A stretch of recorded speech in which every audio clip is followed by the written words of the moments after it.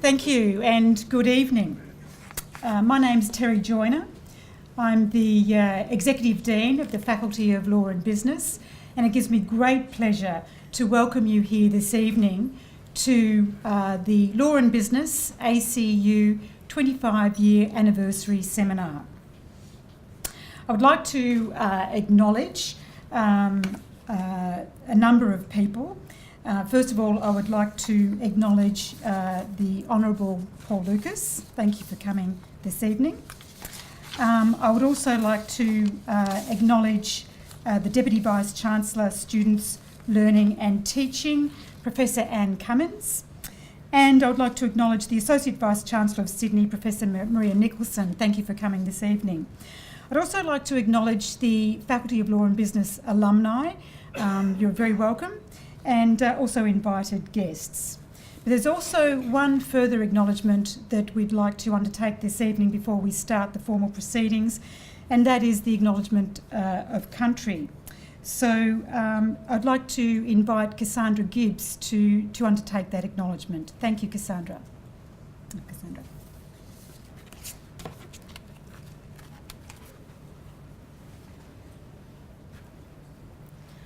So Yama Malius, Cassandra Nyaya, Gamaroi Nyale, Darwan Winangala Nanyini. My name is Cassandra. I'm a Gamaroi woman originally from Gaduga in northwest New South Wales, and I'm here to acknowledge country. This is not my country, so a part of our cultural and community protocols, when traditionally when one nation would travel into another nation or meet on another nation's land, they would pause and be waited at the boundary line to be greeted by the elders of the neighbouring country. They would then either be being given safe passage through or being acknowledged for their time on country. So an acknowledgement of country is a contemporary way of paying our respects to those ancient traditions. So I'd like to say Gurungai Nyale, Darwan Gurungai Winangala Nanyini, Gugu Gurungai Willangana Nanyini, Waiama Gurungai Willangala Nanyini. I'd also like to pay my respects to any of the aunties or uncles that are present with us today, up there on Thurabul and Yagara country, and down there in Melbourne on Wurundjeri country. Thank you.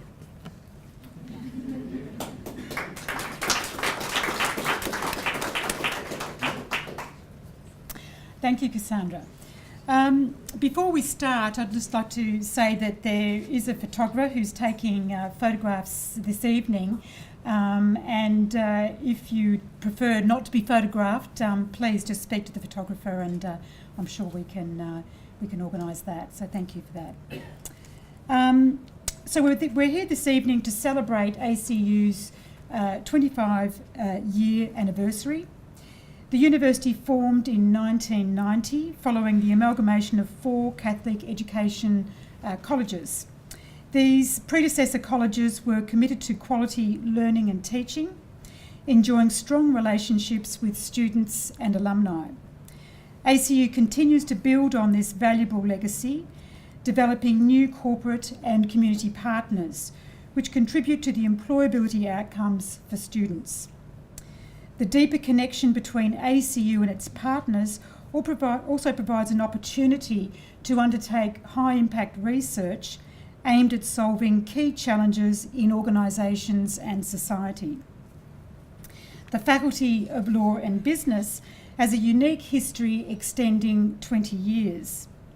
Law and business programs at ACU provide a unique and inspiring educational journey with strong emphasis on practical and employment-relevant skills, as well as a focus on a fundamental concern for justice, equity and the dignity of all human beings. Indeed, the faculty aims to shift attention on technical and financial issues to raise awareness of the social and interpersonal context of doing business or to undertake commerce. Through this combination, not only do organisations thrive, but also people within those organisations thrive at work. And that is very important to our research and also to our teaching programs. So the Faculty of Law and Business therefore produces lawyers and business leaders who make a positive difference to society. By balancing the core values of social responsibility and business acumen, our students are prized by industry, which is demonstrated by the 94% employment rate of our graduates, and we're very proud of that employment rate. So to conclude, there is a long history of commitment to truth in a spirit of freedom and service, which animates Australian Catholic University, and this inspires students from all backgrounds and faiths to become the influential leaders of tomorrow. And now it gives me great pleasure to introduce our guest today, the Honourable Paul Lucas. Paul is an adjunct professor in the Faculty of Law and Business at ACU. In a political career spanning more than 15 years, he held a range of senior ministerial portfolios, including Deputy Premier of Queensland, Attorney General, Infrastructure and Planning, Transport and Main Roads, Health and Innovation, and Information Economy. Paul holds a bachelor's degree in Economics and Law and spent 10 years in private legal practice before entering Parliament. He also has a master's degree in Business Administration and Urban and Regional Planning. And having a chat to Paul earlier this evening, Paul is also currently undertaking a PhD. So it's a very long path, but we wish him well in that path. He is a chartered member of the Institute of Logistics and Transport and a fellow of the Australian Institute of Company Directors. Paul will speak to the topic, Business and Politics, Trends over 25 Years. I give to you the Honourable Paul Lucas. Thank you, Paul.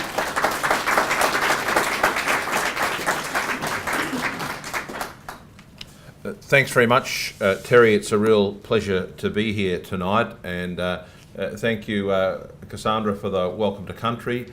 I acknowledge at the outset the Goringai people and that we're on their land tonight, and the Yagara and the Turrbal people from my city, Brisbane, and the Quandamooka people, the people of the Bay, of the area that I represented in Parliament, the Wynnum Manly area. I would like to acknowledge the kind invitation of the university for me to say a few words tonight. It's a great honour and a privilege to be asked to do it.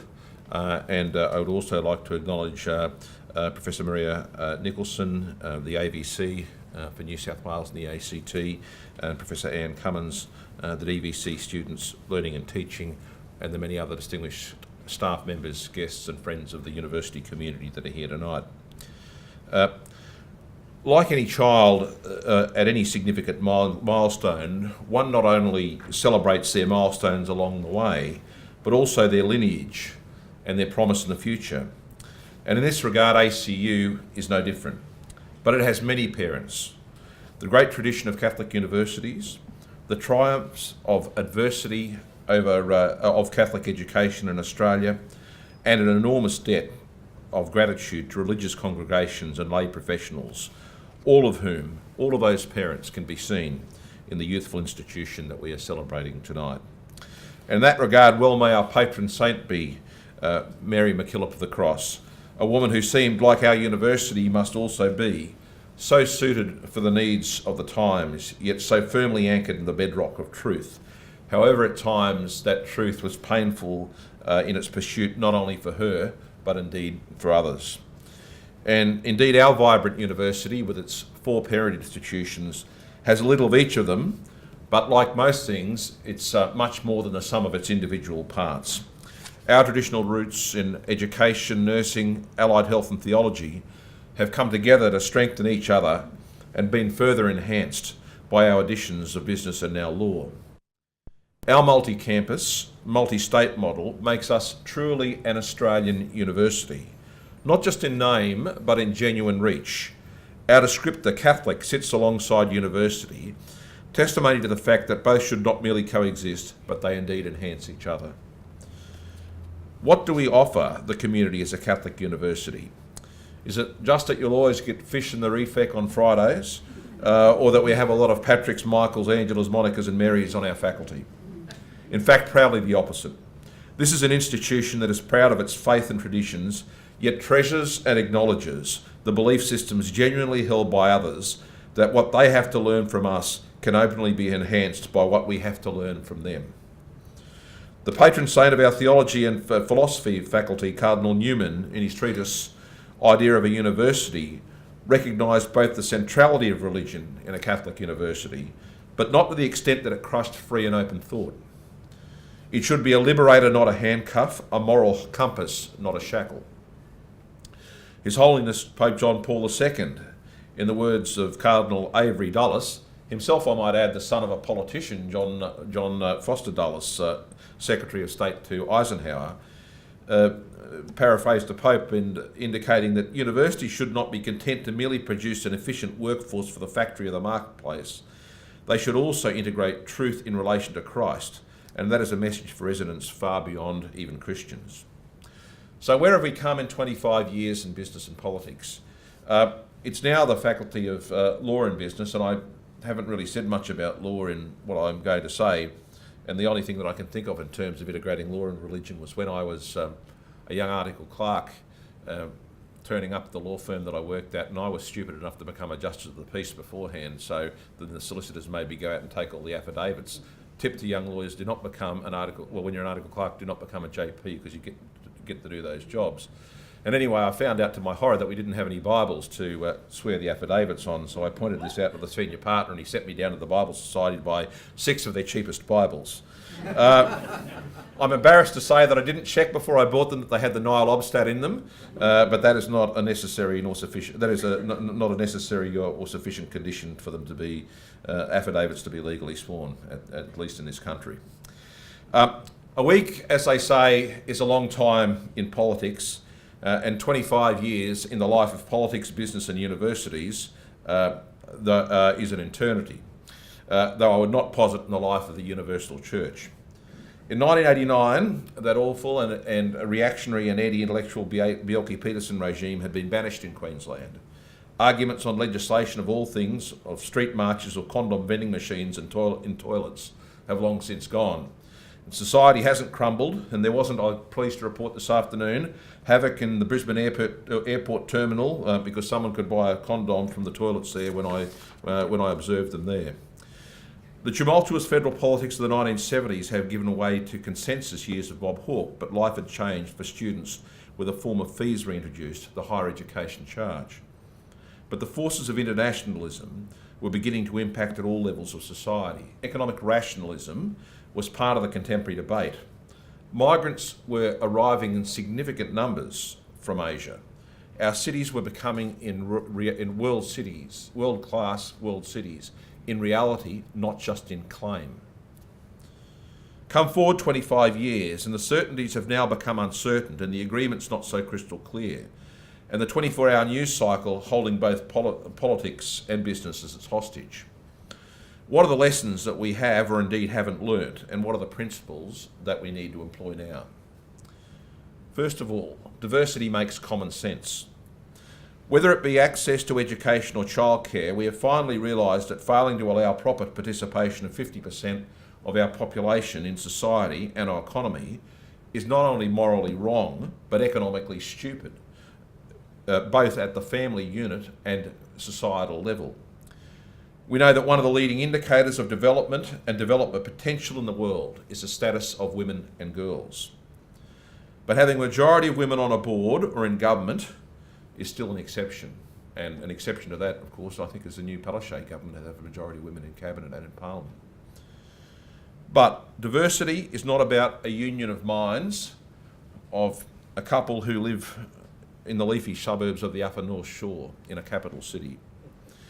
It was just so silly not to involve women that we needed to attack that problem in itself.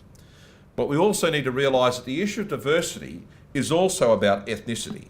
It's also about political views, sexuality, and so many other areas in which we are different, but still equal. Why? Because we are each made of our unique experiences, and we bring to them what we do. My cabinet experience is twofold in terms of diversity. First of all, serving a female Premier with the unique insights that she brought to that job, not just as a woman, but as someone with her very broad work experience in women's shelters with domestic violence, in administration, prior to the time that she came to government. But secondly, and somewhat interestingly, I served in Cabinet with the then Attorney General, Matt Foley.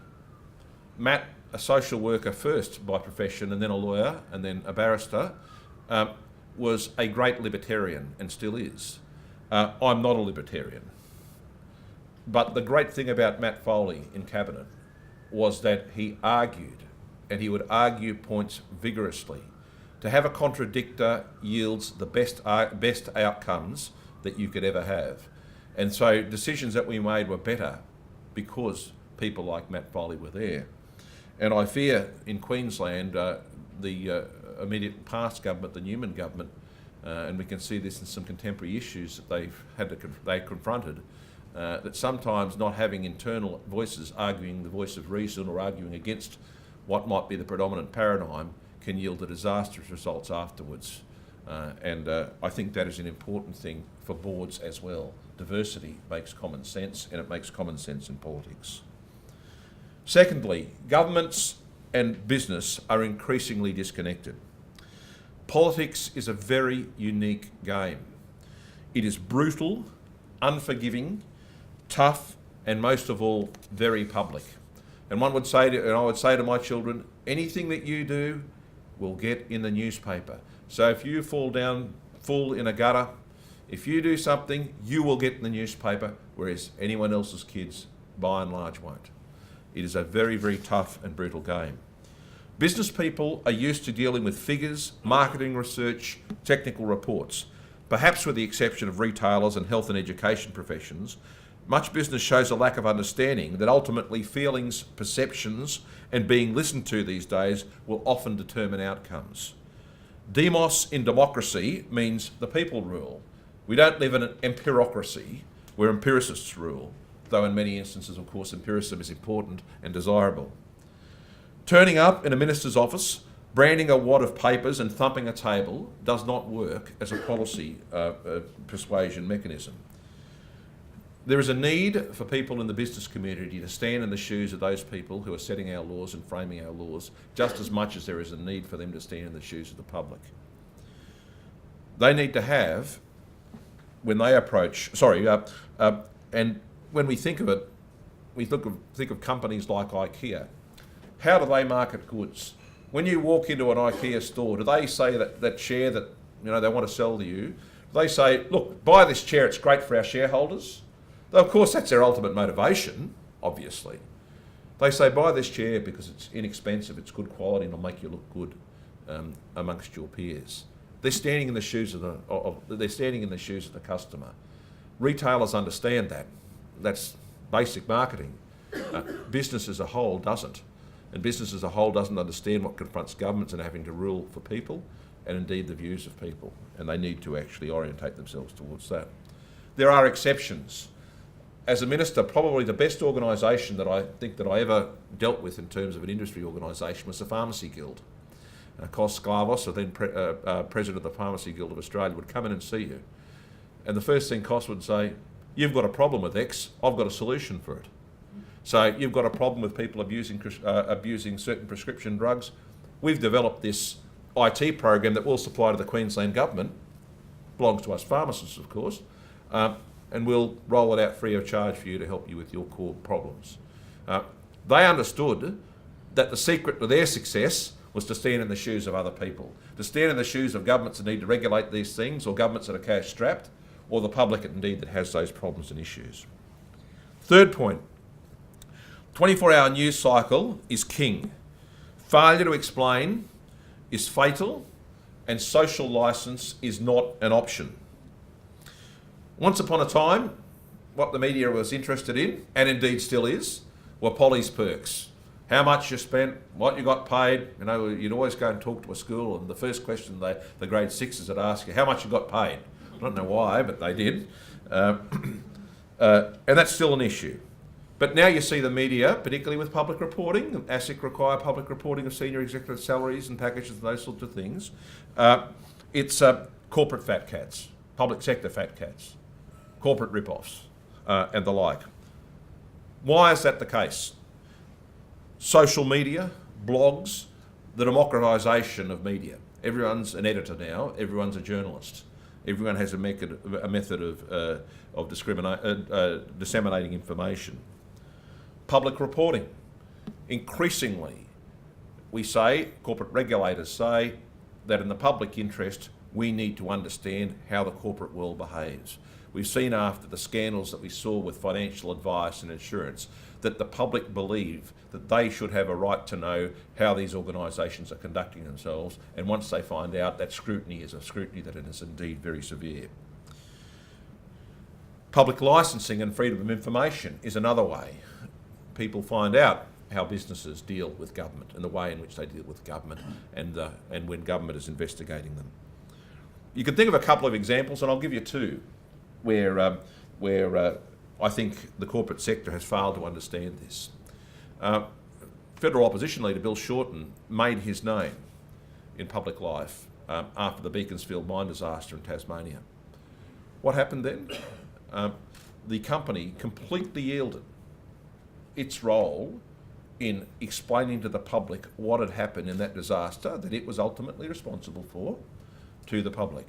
It allowed Mr Shorten to take on that role. I'm not criticising Mr Shorten for taking on that role.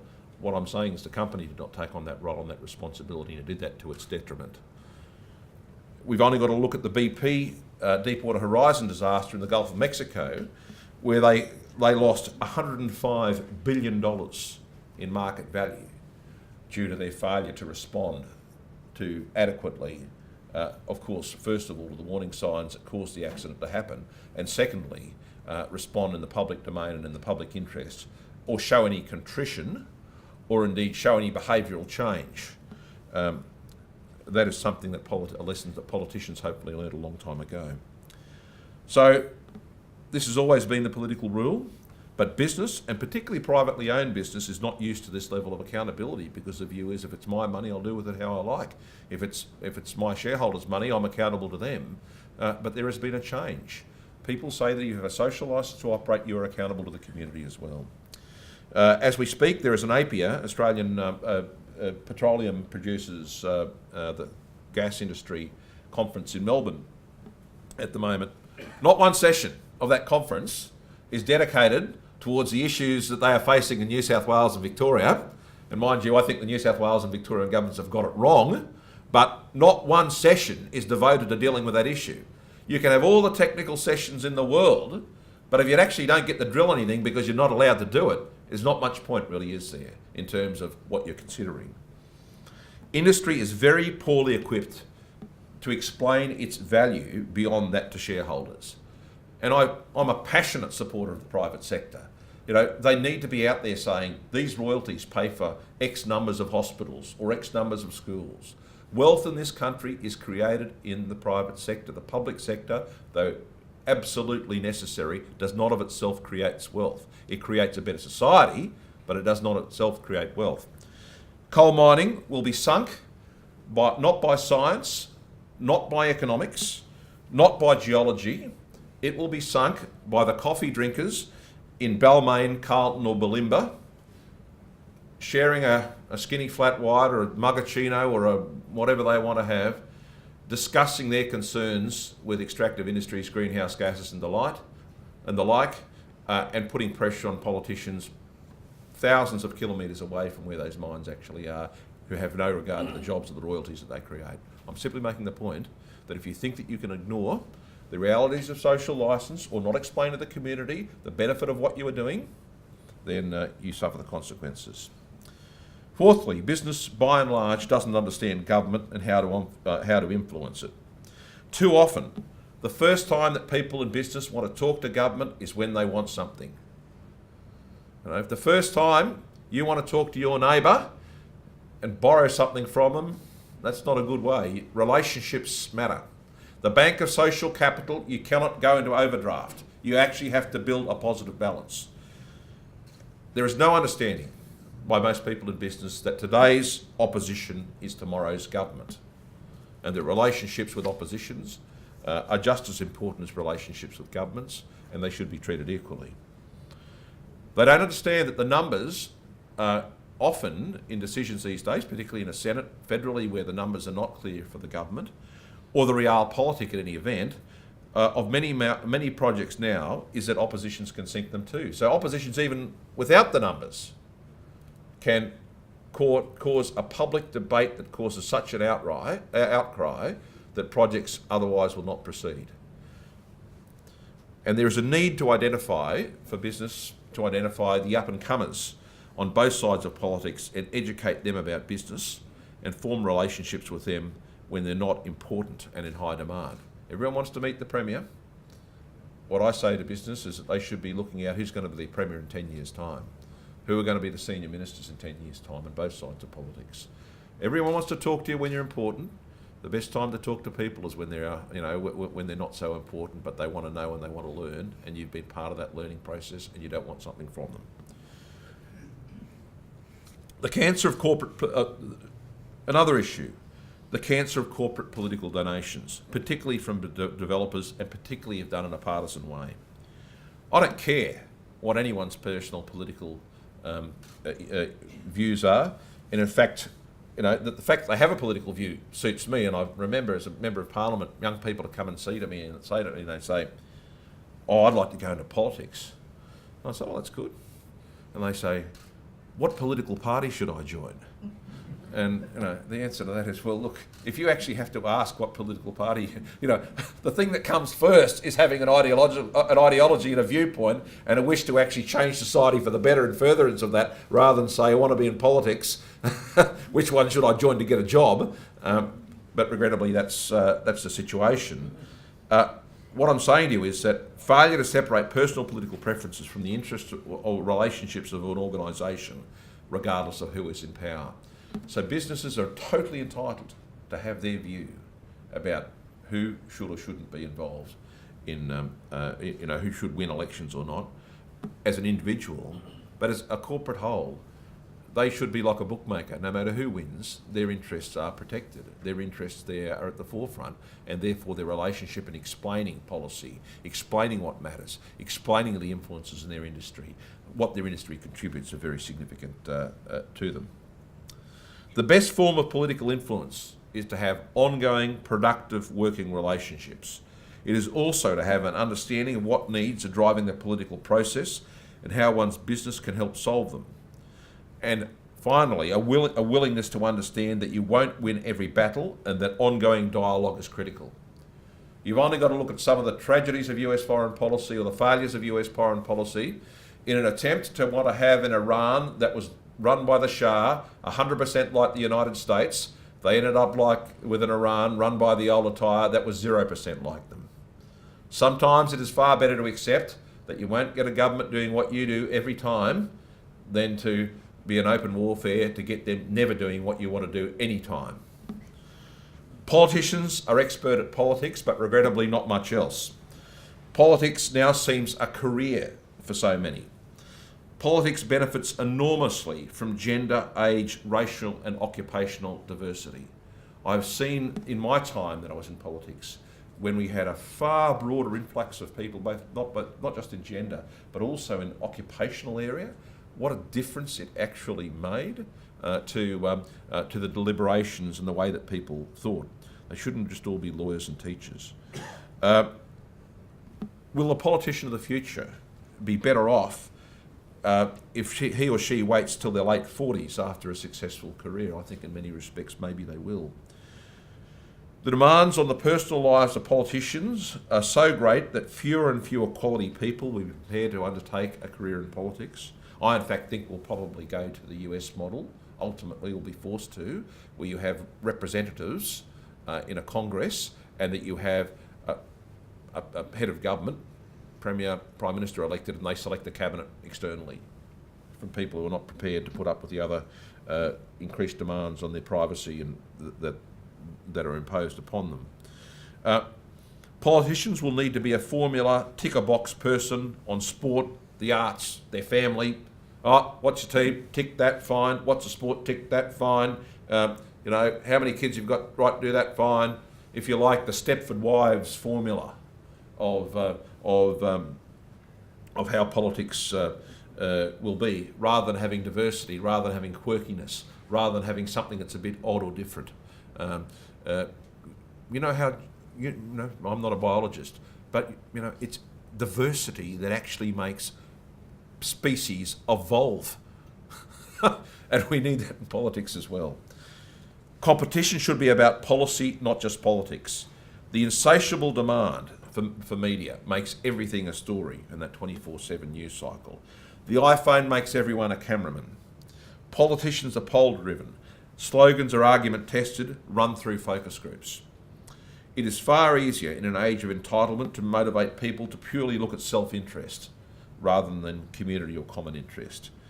Material societies breed more materialism to protect those assets, because you actually have to be materialist when you've got so much to pay it off. That's why you don't see many strikes anymore, because you can't afford to go on strike because you're paying off the investment property. That materialist concern is a very rich vein for politicians to tap. There is ill now said of those things that might lose short-term support. Hard decisions are not taken. I'll give you two examples recently on both sides of politics. One is the recent federal budget. It's not a federal budget that took hard decisions. And secondly, for example, the decision of the federal opposition to not support fuel indexation, which is something that they should have done. An item of their policy. The Greens are even worse, of course. They're now a pro-fuel party. Is a classic example of that. But has the wheel turned? Will conviction politics, rather than claims of conviction politics, return? I hope they do, and I hope that this university, with the students that it produces, plays a role in that. And what's that got to do with us here? We should be concerned that we use our influence and powers to turn out deep thinkers. A Catholic education at school, the nuns, brothers and priests giving up their lives to educate the poor, had a reason and a purpose. The collections for the missions, Project Compassion, all have a meaning. And they had a meaning that actually stays with people who came through that system for the rest of their lives. Long beyond many of them ever bothering to attend church, or in fact even claiming that they might be Catholics, it is a value that stays and is attributed to them. As Pope John Paul II recognised, the uniqueness of a Catholic university is that it unashamedly brings its flavour to the fearless teaching that is expected of a university. I have never thought Catholic schooling, of which I am an immensely proud product and consumer, was inherently better than what was provided by the equally diligent teachers in the state sector. But what we got, and what the ACU gives, is the hamburger with the works. That an education in a secular sense is fine, but an adornment with gospel values and the culture that we provide is distinct, unique, and something that makes a real difference. What do? Our unique core curriculum recognises that if you're in business, ethics and good conscience dictates that others count as well. Indeed, and in any event, the key to sustainability in business is not to pulverise your customers because you can, but to work honestly, diligently and ethically so you and they gain. So indeed that they're around for the long run to continue to trade with you and to do business with you. And such as that happens for individuals, so it happens for society.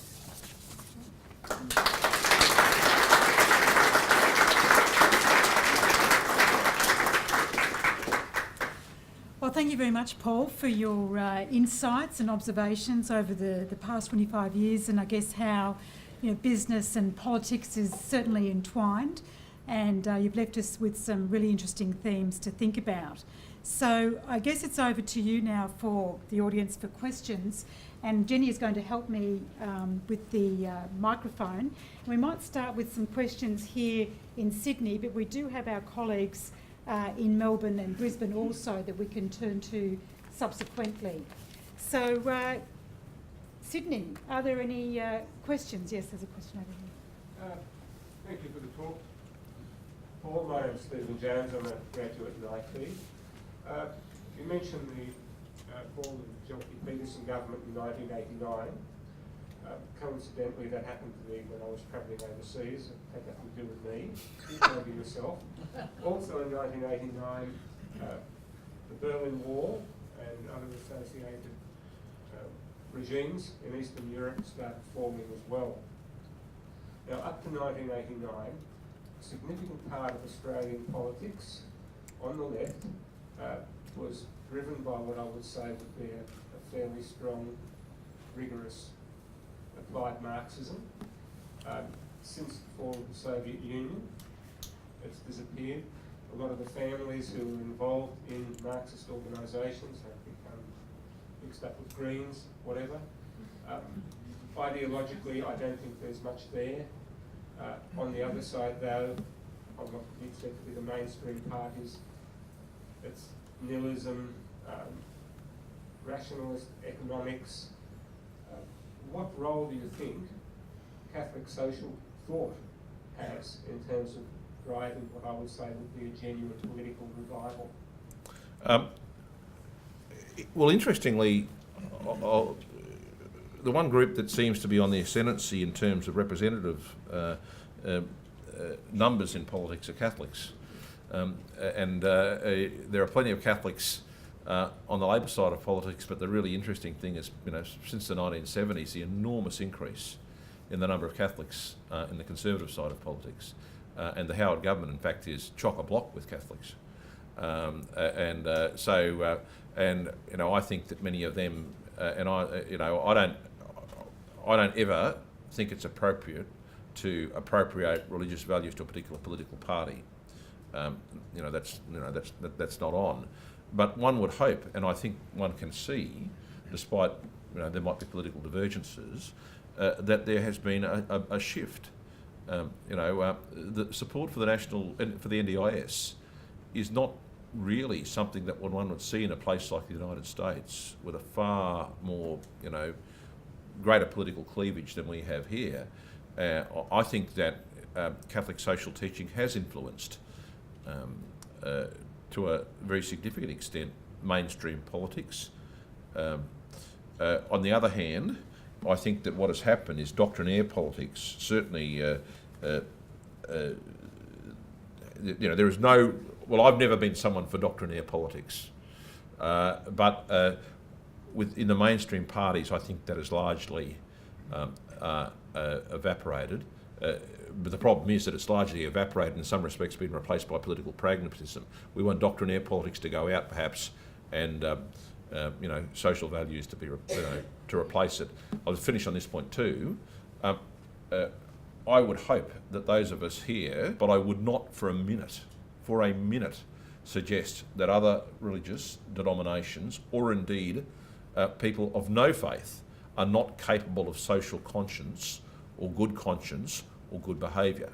We just have a different format for it that I think, I personally suits me. But I don't, I don't think, I don't want to get the relativist argument about faiths as distinct from value systems. Jenny, just down here. Thank you, Paul. James Tucker, part of the 25th anniversary. Pleased to be here. Also a product of Catholic education. Just interested in your views. You mentioned a lot of things that you think politicians should be, or the experience they should have before coming into politics, being 40 years of age, etc. The current government perhaps has a little bit more experience in the field than past governments. To my mind, more and more politicians should have some experience in the business world, and that would perhaps make better governments. What's your view on politicians just being lawyers with no experience in the business world or in the commercial world at all, and leading towards good government with good experience? And how could they be better with more hands-on and experience in the world before they actually join politics? Well, I totally endorse that people should have. I don't think it is healthy to have large numbers of people going into politics and that have never had a real job, that have never had to pay off a mortgage or had to, get sacked by a boss or deal with a boss who's being unfair to them or those sorts of things. And I think it makes you all the better when you actually understand it from the other side of the coin. when you talk about lawyers, I don't think that the fact that you've been a lawyer, I mean, I was in private practice as a lawyer, I actually had real clients. I actually had to earn money, so to that extent, but this comes into diversity. So having legal skills, and particularly practical ones, was incredibly useful to me. But would it have been a good parliament if it was chock-a-block full of lawyers and only lawyers? Of course not. But I tell you what, I know I've sat in parliament with nurses, I've sat in parliament with teachers, coal miners, farmers, and they all bring together their unique perspectives. And that's what I like about it, is that they, but I think there is not enough if you're talking about, you know, corporates in the real sense of the word, in the sense of people who've gone and worked in a manufacturing industry and those sorts of things. I think the problem is they don't want to put up with what politics is like. And, you know, some of them also need to sort of harden up a bit if they want to go into politics and realise that there are, you know, it's not all, you know, you walk in there and everyone's not going to sort of, you know, bow and scrape and think, well, gee, you're really wonderful. You actually have to make sacrifices in politics. And that's sometimes a challenge for some of these people. But politics would be a lot better if we had, you know, senior people from that corporate sector, people who are, you know, who are miners, who have done things. But, you know, in this country we don't seem to have much of that, and it would be better if we did. Yes, there's Jenny. Question.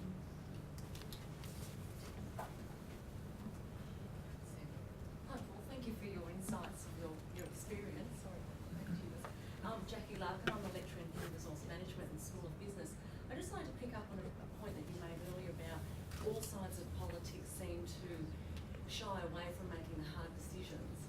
And I agree with your sentiments about the current budget, the second budget of the current government, that they seem to be fairly reactionary and short-sightedness.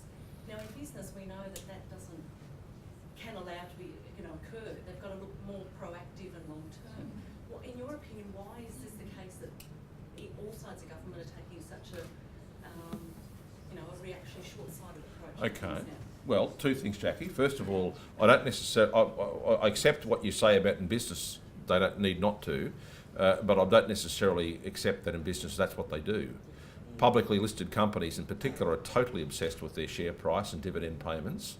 You know, it's really interesting when you deal with the Grosvenor Group, which is owned by, is it the Duke of Westminster or one of the, they own half of Mayfair, not the Monopoly Board, the real stuff. They are,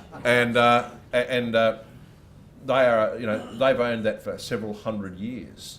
Some of the Asian investors are very, very patient investors. Super funds, hopefully, are patient. But many of our corporate decisions in publicly listed companies are driven by short-term price reactions, and remuneration is fixed to short-term price, and if it's fixed to those sort of price issues, management will run it in accordance with how they would best achieve that. And so it is not just politicians who suffer from that problem. Let's get that quite clear. But you know, there are polls out all the time. You saw it the other day. Well, you know, Tony Abbott this, Bill Shorten that. It is a very difficult environment for them that everything they do is instantly judged. And you know, usually when you make a decision, it takes a while to see the fruition of it. And I certainly remember from in politics, the decisions that initially have big protests, if you see them through and work through them with the people, often they're the best decisions. But it just takes you know, when you've got a very finely balanced situation with short political terms, 3 years, too short, federally and Queensland, then I think that that raises problems for you. So, you know, it would be disingenuous if I said to you, this is a problem of one side of politics. It isn't. It's a problem that both sides of politics have, and they share it with the business community. I might sort of see whether our colleagues in Brisbane or Melbourne have a question. Are there any questions at your end of the world?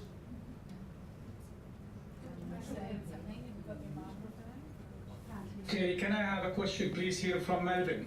Yes, sure. Paul, thank you very much for your presentation. We enjoyed it very much. Is that Nasir, is it? Political leaders are a reflection of the society at the time that they lead. However, in many cases we see politicians are led by the community rather than leading the community. Any comments on that? Thanks, Nasir. That's a really, really good point to make. You have a role in terms of advocating, explaining. You also have a role in listening, but there are many people who think that a government's not listening unless the government is doing what they want. So if you've got to build a train line, if it goes through this person's yard, then you're not listening. Well, that's not, you have to rule for everybody and for the common interest. And of course, there's always an argument about what the common interest might be. But you see, the problem is these days that in political offices, they have these computer programs, and much like customer CRM programs, where every interaction they have with someone will go in that computer. And when that person writes a letter to the editor, and when you get a survey from your Member of Parliament saying, I'm interested in what you think about things, my oath they're interested in it, go straight to the computer so they know what buttons to press and how many people are motivated by that. Why do you think television stations do those inane surveys about do you think Brett Gallen should play for the New South Wales and the State of Origin team, and of course Queenslanders go berserk and it's 99% no, because he's a nasty piece of work according to Queenslanders. The significance of that is not that that's what some meaningful figure. The figure is how many thousands of people are motivated on that particular issue. It's actually what presses buttons is just as important about what then, it doesn't matter too much if you've got a really representative sample of 30 people who've actually told you everything, as distinct from 25,000 people who've told you one thing, but they're really keen on it. So I think that we need to actually get people in politics who want to build things, who actually want to step back and say, when you're teaching, and I do a little bit of lecturing in town planning, it is a wonderful achievement when you see students' minds light up, and there's many of you here, do far more often than me, and to actually get people focused and motivated to start to actually say there's a pleasure far greater than getting reactions out of people in a negative sense, to actually say, well, look, here we are. I've actually got people doing things that they want to do for themselves. I've been motivated to take a higher interest. I've got them motivated to care about someone else. And I think that is a real challenge. And part of that, I suppose, again, with our core curriculum, hopefully we're playing our role in that. Good. Thank you. There's a question here.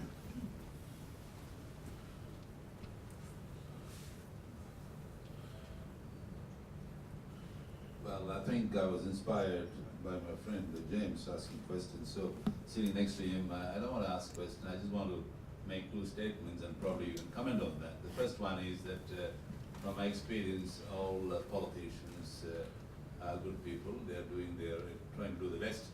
And ultimately decisions are made in Parliament, whether it's federal, state or in the local government council chambers. It affects the people, the society in various ways. While politics may be a tough game, as you rightly said, it is not a bad game. I think I would encourage all of you in this room to join a political party of your choice. I mean, you don't have to ask which party to join. You join a political party of your choice, and you've got the ears of the politicians every other day, and you can influence them whether on business and legal or whatever the field might be. You get their ears, and you can argue your case much more easily rather than sitting at the back and somewhere else and complaining about the society in which we live. We need to influence the policy making process of the politicians, and that's I'm sure you can make some comments on that. Thank you very much. Look, I totally agree with you, and I think Steve made the point before. There is a special place of criticism reserved for nihilists. They're the ones that I can't cop. The people that just have no view about anything, don't want to go to the trouble of educating themselves about a view, and then criticise what anyone else comes up with. And that, I really have a strong issue with that. The vast majority of people in politics I've met, and I've met a lot, are really good people on both sides and people of goodwill. You just see it when they're all fighting and bickering. There are some people who go into politics on either side of politics for the wrong reason, and some people who are motivated improperly. But they are in very much a minority, and they're on both sides. I'm just trying to remember, it was Fred Daly I think it was Fred Daly who said it, that when someone was talking about, the enemy over there, and he said, "No, son, they're your opponents. Your enemy is behind you." Okay, just one moment. I just want to make sure to see if there's any further questions from Brisbane or from Melbourne. No? Okay, there was a question down the back, Jenny. Sorry, I have a question from Brisbane.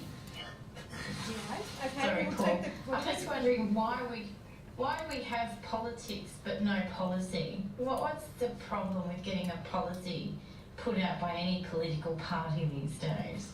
I think one of the problems is that it's really easy to criticise a policy in the abstract, and most policies, because we don't have a money tree, require money to come from someone or somewhere, and then to do something else. So, and in fact, one of the things you need to do when people actually ask you to do something, you need to say, well, what is the opportunity cost of that? Because that's often not explained to them either. I think that it is just easy to shoot down things, and it's easy. I think that we should focus in this country in the big challenge for us in the future is productivity. And productivity has two challenges for both sides of the equation, not the political equation, but we have a capital productivity challenge for business in terms of what sort of equipment that it has. Does it, to actually make sure that it has a workforce that produces things? And for the labour side of the equation, LABOUR, it has a productivity challenge to do, to say, well, look, okay, what are the next changes in the way that we operate? One of the reasons that I love nursing as a profession is that it is a great profession that allows career articulation, that it allows you don't actually have to go straight in there and be able, or indeed even ultimately be able to undertake a bachelor's degree education to be a useful recipient. And I think in some respects in Australia we sort of go to this nth degree of things where we think that every qualification has to be a university qualification to the highest order, rather than saying, isn't it better if we actually, and in fact more cost effective, if what we do is take people from being unskilled to be semi-skilled or skilled at a level that's appropriate to them and appropriate to the needs of the economy, and at the same time doing all the other stuff, that's a better outcome, I think, for us as well. But if you have a discussion about labour productivity, you'll take on the ophthalmologist about cataract surgery, or you'll take on the unions about ratios doing this, that, or the other thing, and they've both got to sort of start to realise that we've got to be serious about addressing these issues. Okay, Jenny, I think there was a question out of that. Dominic Cudmore from the Thomas More Academy of Law and sometime lecturer in the core curriculum. Well, I'm particularly interested in the issue of human dignity in the parliaments around Australia, and my question is whether you think the time has come for a code of conduct for our parliamentarians, and I don't want to be Pollyanna-ish about this, I realise issues of significant import are discussed in Parliament, but the personal attacks upon various members of Parliament of whatever flavour are of particular concern to me and to many others. Their human dignity is not respected, and it seems to be that basically rocks are thrown without much progress being made on the issues discussed.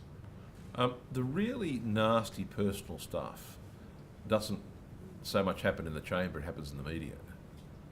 And it's very hard to regulate what happens in the media. And it happens in the media either at the hands of the media or at the hands of opponents in the media. Parliament actually reasonably regulates it. You can't go calling people a crook in there and that sort of stuff. But if you're on the ropes in there, it's like boxing. It's not a kind place. Or playing football, someone's got a bandaged knee, you'll tackle them all day, on that side. It can be a pretty tough place. I'm personally, I mean, some people have got a view, for example, that we should have bills of rights too. I actually don't believe that. I'm not in favour of ceding power to courts. You know, and a lot of people on my side of politics disagree with me. Well, I happen to think that, you know, Parliament should regulate those things, not courts. But one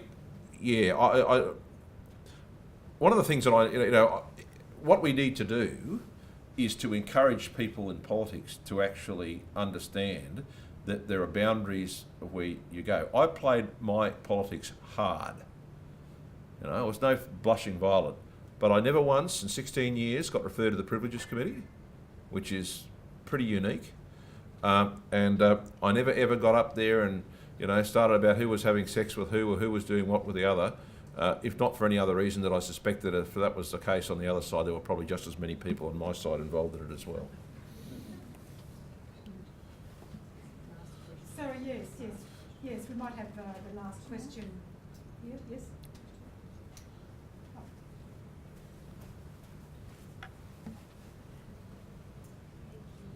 My name is Stephanie Callanan, ACU Business alumni and also postgraduate sociology student.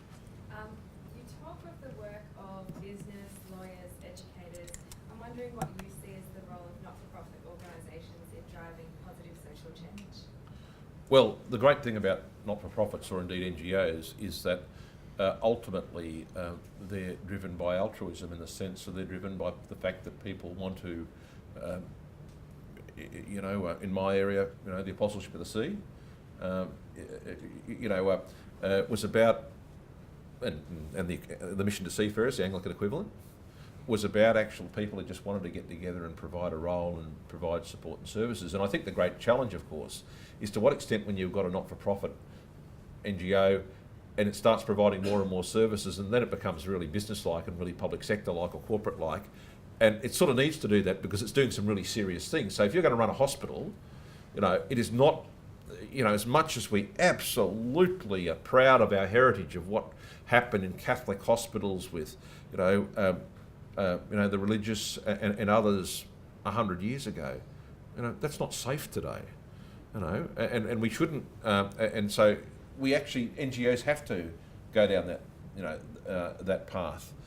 But I think there is a palette, isn't there? So we, you know, and today's NGO was perhaps yesterday or the day before's small organisation where people start. So there's birth, growth, you know, adulthood and the like, and there should be that in NGOs as well. But I think they each bring a flavour to themselves that actually provides choice. And so we see with NDIS and those sorts of issues that actually giving people choice in how, subject to certain minimum standards, is actually also about empowering them.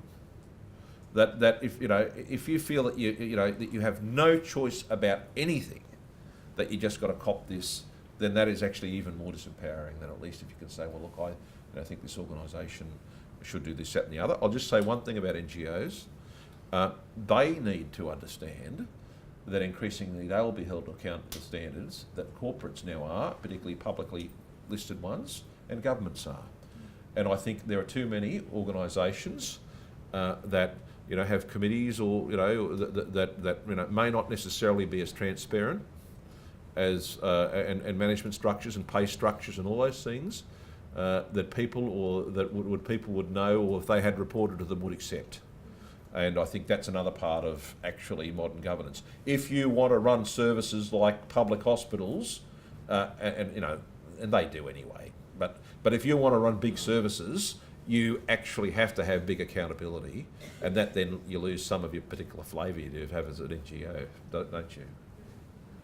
Thank you. Okay, thank you very much, Paul. We really appreciate your contributions and understandings of how business and politics are entwined. And I think we've taken from that a number of messages. I think one is that diversity is really important for politics and business, because that's how we get our good ideas. I think the value of dissent, that dissenting voice, I think is always important, so long as it's spoken with some respect. If we can find that respecting dissenting voice, it's really important, because again, that's how we can create new ideas and have innovation. And I think also developing relationships, developing and maintaining relationships. That's another area I think that you've made us aware that that's vitally important.